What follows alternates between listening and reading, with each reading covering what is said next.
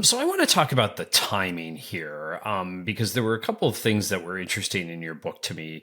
One was, how often people regret job moves that are made hastily, and this idea that you should learn, and how the book emphasizes learning before switching jobs. And I think both of those could be applied to how we think about higher education, right? So first, I think that students hastily decide what to major in, and as seniors hastily decide on taking whatever job they could get, right? So they move quickly too. And by the way, I would argue that when you're 20, you have all the time in the world, right? So take it.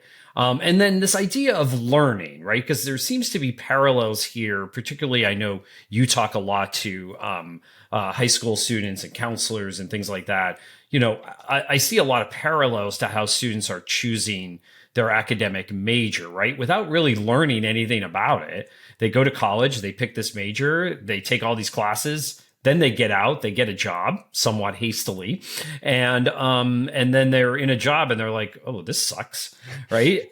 So could we talk a little bit about how some of the theories in the book about both hastily switching jobs and learning more about jobs before you actually take them, before switching jobs, can be applied in the context of higher education? What can colleges and universities do around these theories, do you think, to help students on these fronts? Yeah, 100%. And let's say it this way. The learn before switching is basically how do you prototype what a job might be like before you actually take it? And so there's a whole set of steps you can take to really low cost, low, risk to you, prototype experiences before you jump into them. And I'm going to lie on the couch now here. You're my therapist, Jeff. If I could redo Choosing College, one of the things I would redo in that book is give a lot of this language of how you prototype a job, a lot more depth, I think, on prototyping a college or a major before someone jumped into it, frankly, as well. What I would say for the purposes of this is you're absolutely right. Number one, you need to prototype these things. And the way, I'd recommend people do it is get a very clear idea, not of what the major is called or sort of the, sexiness of it or the in vogueness, or your parents are saying, the joke in my religion and culture, right, is like marry a doctor, things like that, right? But instead really focus on what you're going to do in that major. What are the things you're actually going to do on a day-to-day basis in your classes?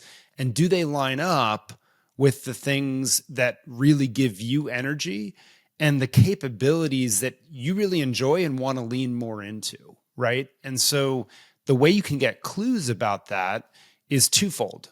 About yourself, look at your past classes in high school and, early experiences in college. Literally list when were the times that you were in flow in those classes?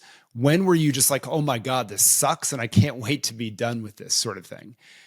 Then literally look at the skill sets that you've built up and think about which are the ones that are really exciting to you and you want to lean into more versus the ones that you don't.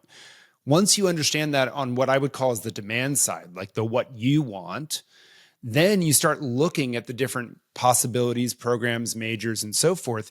And you actually talk to people in them to say, do you get opportunities to do these things?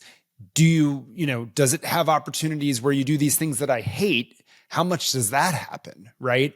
And so you really start to get a feel for not, gee, electrical engineering is going to have a big payoff, but do the things I do as an electrical engineering major, and then the careers ideally that I would go into with that degree, are they actually the sorts of things that line up with what, really float my boat in essence, right?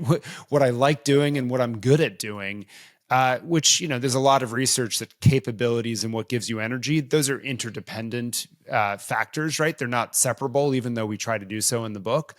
But the idea is really to understand, okay, if this is what I want, how does the supply side, the list of majors, programs, colleges, jobs actually line up with that? And where does it not line up? And what am I willing to say, okay, I'll go back to the doctor analogy for a moment. I'm willing to do all the hard work of organic chemistry because all the other things are worthwhile.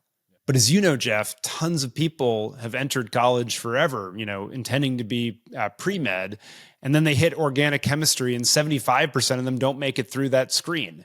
So how would you know that in advance? There are ways you can prototype that by lining it up with what gives you energy and what you're good at doing.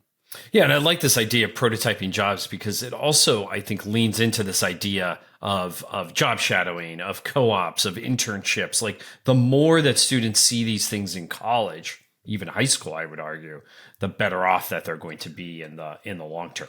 Let's stay with that because to me, then this is what colleges need to be doing, right? Is giving a lot more prototyping opportunities. We obviously give a very shorthand way of doing the interview, but the best experiences are on the job really working, right? So it should be micro internships, projects and classes, work-based learning that include co-ops, internships, externships, apprenticeships. All those things ought to be on the menu of course of study in college. I agree. High school, I just penned a piece with Danny Curtis, our producer, Career Technical Education for All, I believe should be the new high school movement. And I think that exposure should start as early as middle school as well, just to get a deeper knowledge base. Not that you're going to choose the path as a middle school or high school student, but more so that it's less opaque to you and you just know what's out there and can start to build the background knowledge around how what you like doing lines up with different pathways and how you can mix and match them as frankly the job market changes pretty rapidly right now.